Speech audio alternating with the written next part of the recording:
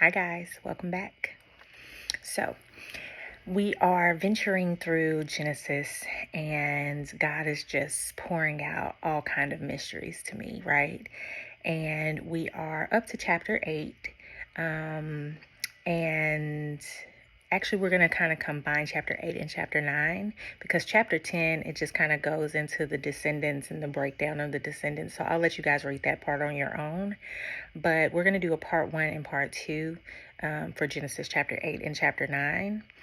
And then I got a special one for you guys to close out season 1 of the podcast. So as we get in chapter 8, right? So the flood is happening, and at this point, Noah, his wife, his kids, their wives, they're in the ark. The animals are in the ark. We already broke down like why, God needed to have the rooms built first and all of the different things, right? The fact that we're going to repopulate the earth and all of the things, right? So as we get into chapter 8, okay, they've been on this ark for, days, months, weeks, right?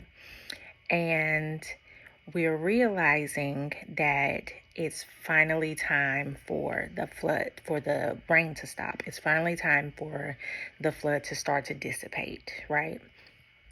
And so as we're looking at it dissipate and the rain has stopped, right? The first thing that came to my mind is, as I kept reading, like, what took them so long to get out the ark? If it's no longer raining outside, the floodwaters are starting to recede, right?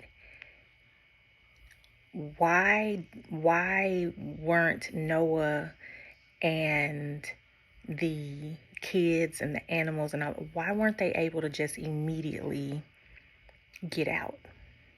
You see what I'm saying? Like, I can imagine, and God started to show me a picture, like a visual picture of what this would have kind of looked like, right?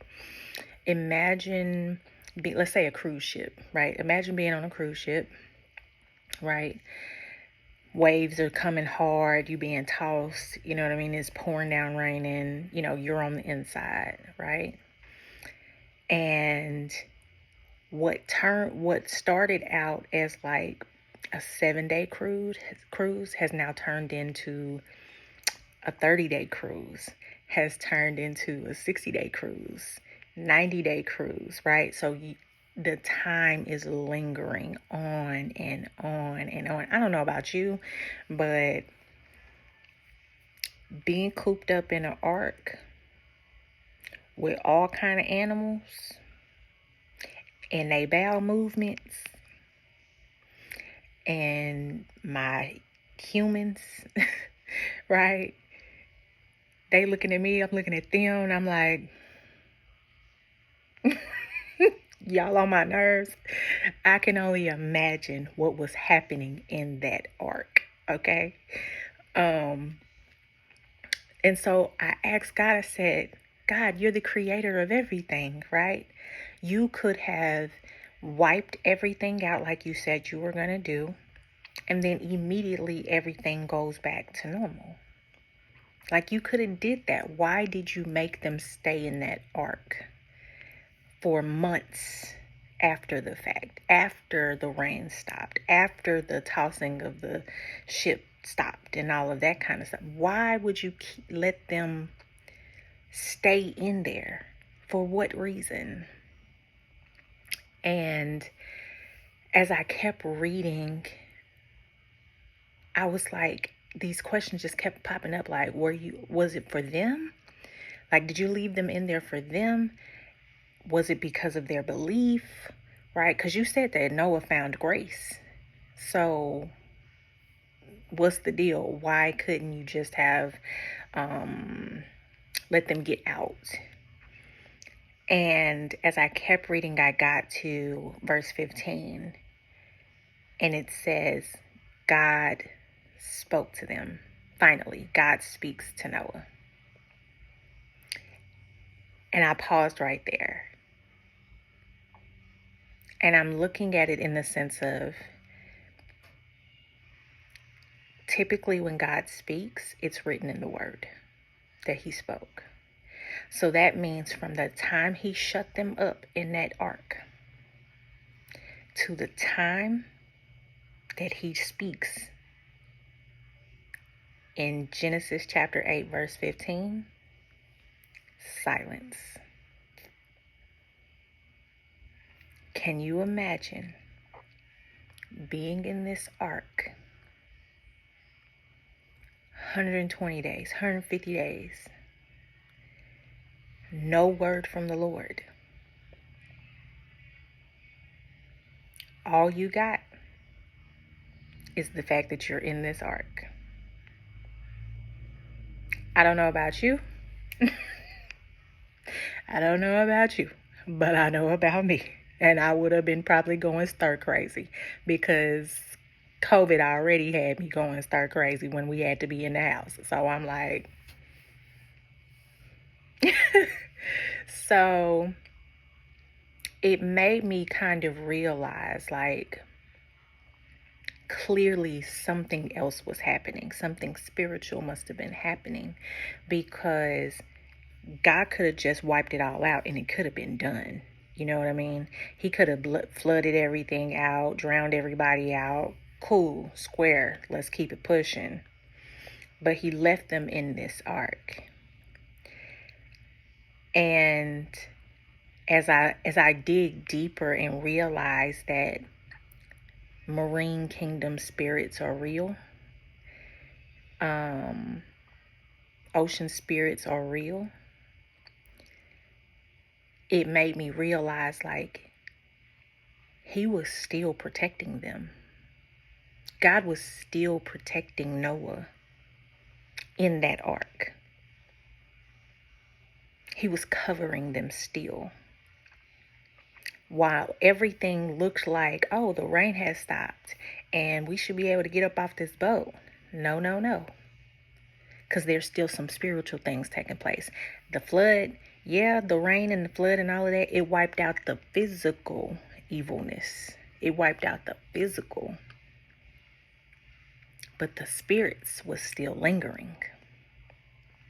So that made me think, what would have happened if Noah and them would have opened up this ark before God spoke to them and told them to walk up off the ark?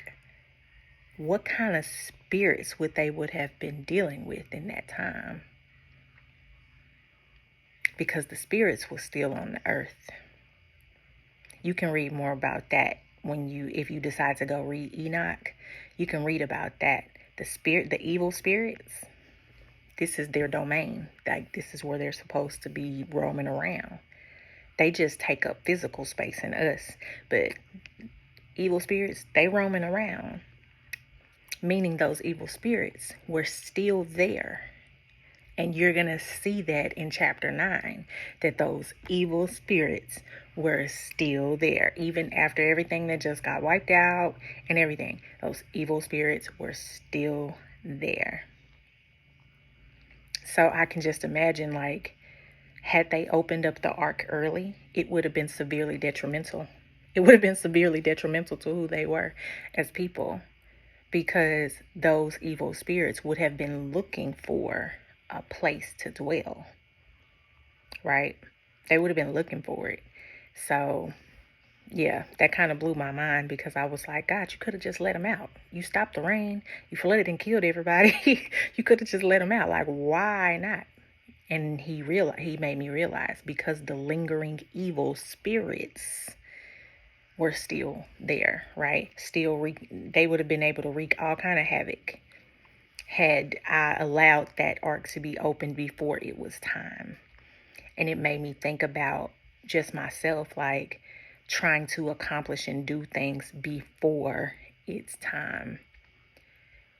God spoke to Noah in chapter 8, verses 15, and said, okay, now you and your family can leave and go repopulate the earth and all of the things. Now you can, right? Now you have that covering and that blessing of God in that. But had you tried to have done it on your own, which I am guilty of doing, I am so guilty of trying to do things on my own before it's time. and it just completely wreaks havoc. So I totally get it now, right? When I was asking it, I was like, God, you could have just let them out. And it's like, no, no, no. They don't need to move until I tell them to move.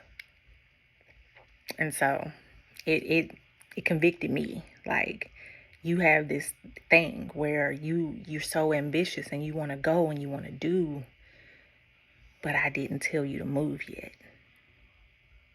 And then when havoc starts wreaking, you looking around like, God, what happened? It's like, I didn't tell you to move.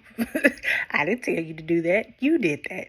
So I got a little bit of conviction in chapter 8, just on my own personal soul. You know what I mean? And so they leave the ark in chapter 8, right? Because God tells them to, all right, it's time. Y'all go, y'all repopulate the earth, be fruitful and multiply, right? And Noah, his first act of service after leaving the ark was building an altar to the Lord and, offering sacrifice and offering worship to the Lord. And that hit home for me too, because one of the things that God convicted me about after going through hard things, going through tough things, right? I just be happy to get out. I don't know about you. But after going through some tough, hard stuff, once I'm out, I just be happy to get out. But I don't always take the time to say, Lord, I worship you. Lord, I thank you. Lord, I'm grateful that you brought me out. I'm grateful that you kept me and you covered me, right? I don't always take the time to do that. And this convicted me in chapter 8, because imagine, like I said, being on this cruise ship, you getting tossed by the waves. It's raining super hard. You hear the people outside screaming, dying. Okay. You hear them. Okay. And you are being protected. Right. And at the same time, you in here with all these stinking animals. You in here with their feces. You in here, your kids and their wives probably doing whatever they doing. And it's a lot going on. And so I don't know about y'all, but for me, I know I would have been like, let me up off this boat. Let me up out of the boat. Okay. But Noah, his first act upon exit was to build an altar and worship to the Lord. And the Bible says that it spoke to God's heart. That worship moment, that building of the altar, that sweet smell of that barbecue that I just had some barbecue, so it's fresh on my mind. But that sweet smell of that barbecue hit the Lord's nostrils, and it spoke to his heart, and it spoke to his heart in such a deep way that he said he would never curse the earth in that way again. He would never curse the ground ever again. You can't tell me that worship in spirit and truth ain't a real thing at this point, because come on now, like, look at this. This man just been cooped up on this ark with these animals, these kids. I can barely be cooped up in the house with my own. And I do have a puppy. But you see what I'm saying? Like, I don't know. I would have been trying to get up off that boat and away from them people. But Noah, this man that found grace in the sight of the Lord, he exits and immediately begins to worship the Lord. And it touched the Lord's heart. That immediately showed me, one, my worship, when it's done in spirit and in truth and in gratefulness and in graciousness, it will touch the heart of the Lord. And you never know what that will do for you or the people around you. Noah's worship changed the fact that the earth, the earth's ground would never be cursed again. Forever. Can you imagine your worship changing lives and atmospheres forever? That is powerful. That is a powerful thing to see, right? I never thought of my worship being powerful like that, and to see something like that in real time with Noah and the ark. Like, this isn't just about the fact that God wiped everything out because it was evil and all of that. This is also including the fact that he wiped everything out, but he had just a remnant within Noah. And he shows how to worship, right? Even in the midst of the hardness of what was happening, he showed us how to worship. And it brings me to even like with Jesus, like that sacrifice that he gave for us, his life, that worship moment changed the course of the earth. It changed the course of all lives on earth. I can't speak for everybody else. I can speak for me, but it changed my life. And so realizing that, you know, worship is so important, and it's not just something you do, but it's something that can actually touch the heart of God. It's powerful. And so I'm reading through chapter 8, and so that's kind of what I got from chapter 8 today. I'm going to immediately transition into chapter 9 because he gave me some amazing things in chapter 9, and I start to see a little bit more about those spirits that I was telling y'all about that was still kind of lingering. We'll kind of get deeper into that and kind of what that meant for what was happening with Noah and his kids. It's really interesting. So as we get into chapter 9, I hope I see you guys next week. And be sure to like, subscribe, throw some comments in, and share this with a friend. And always remember, God can be found. You just have to go searching for him. Peace.